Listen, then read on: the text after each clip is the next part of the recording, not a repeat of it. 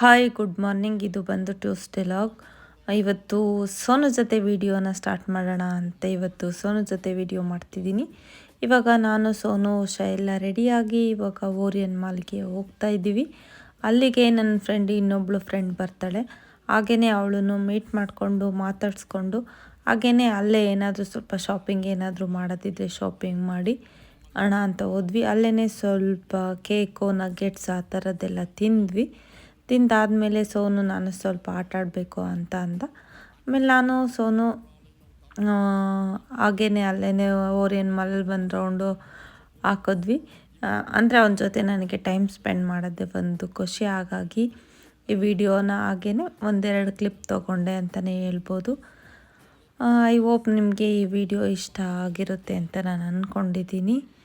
So thanks for watching.